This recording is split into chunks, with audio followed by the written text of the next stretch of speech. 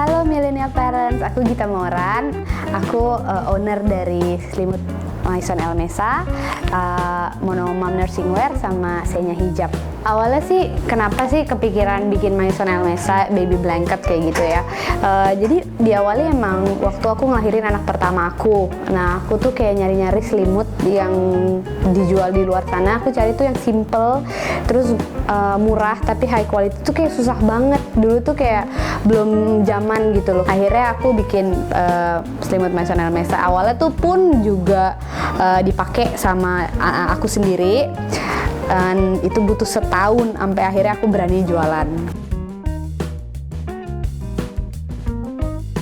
Pas aku mulai jualan, itu ya bener-bener organik ya, dari follower 0. Habis itu aku ngepost, aku yang moto, aku yang ngepost, aku yang ngedit. Habis itu aku yang jadi admin, aku yang ngelayanin orang juga, ngecek mutasi, packing kayak gitu. Nah, ya udah tuh itu kayak berjalan setahun deh seperti itu, sampai aku ngerasa kayak udah nggak bisa lagi deh aku kayak begini terus kayak gitu, karena satu jadi nggak maksimal gitu loh, akunya kayak sibuk dengan peradminan tanpa aku tuh mikirin kayak maksudnya yang apalagi nih yang bagus ya buat Maison kayak gitu, karena kan harusnya kan owner tuh kan lebih strategis ya mikirinnya hal-hal yang pengembangan kayak gitu sih, kayak gitu. Akhirnya waktu itu admin ya nambah satu gitu. Akhirnya sekarang udah punya berapa ya? 4. Pasti menurut aku banyak banget tantangannya, apalagi jadi ibu ya. Soalnya kayak menurut aku bagi waktu tuh susah, karena itu kan jadi struggle semua ibu-ibu sih. Aku bisa bilang aku sih belum kayak 100% atau kayak perfect yang bisa ngebagi waktu antara anak dan bisnis ya. Kadang ada kalanya aku tuh harus pulang malam dan mereka udah tidur. Ada kalanya aku bener-bener bisa antar jemput mereka sekolah. Tapi ya yang pasti yang aku bisa lakuin adalah setiap hari aku anterin mereka sekolah. Itu karena waktu yang paling penting, kayak bisa ngobrol juga sama mereka. Tantangannya yang kedua, kalau anak sakit juga ya, aku ngerasa itu butuh support system banget. Alhamdulillah aku cukup disupport banget sama suami aku, karena suami juga udah full time di Maison Elmesa.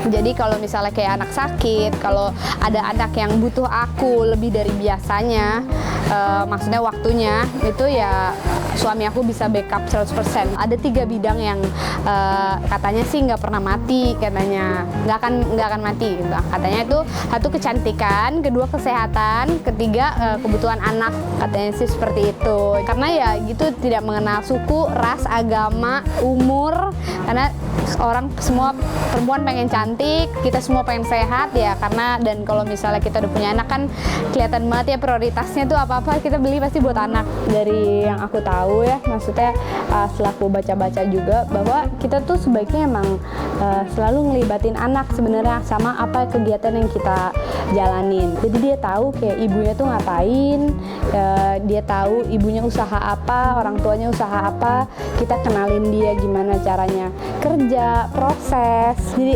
lebih bagus anak sih mengenal prosesnya daripada dia tahu hasilnya doang. Jadi kalau ibu-ibu yang sambil yang di rumah sambil jadi ngadmin, momin yang jadi ngadmin, yang biasanya juga sambil ngurusin anak kayak gitu, yang pasti ya menurut aku kita tuh jangan sambil pada saat kita lagi sama anak, sebisa mungkin emang kita tuh nggak ngadmin kayak gitu, karena jadi fokus aja kayak gitu. Misalnya ntar anak udah tidur baru deh kita nanti baru fokus untuk balesin orang kayak gitu ya. Mungkin emang jadi slow response sih kayak gitu. Cuman menurut aku anak kita butuh juga perhatian dan fokus itu penting banget, ngajarin dia. Kayak misalnya dia manggil-manggil kita terus kita nggak jawab, nanti kita tua manggil-manggil dia nggak mau, ya jangan marah kayak gitu. Karena itu yang anak itu pure mencontoh sih menurut aku. Dia nggak bisa kita kasih tahu, dia cuma bisa lihat kita itu ngapain, apa yang kita ajarin.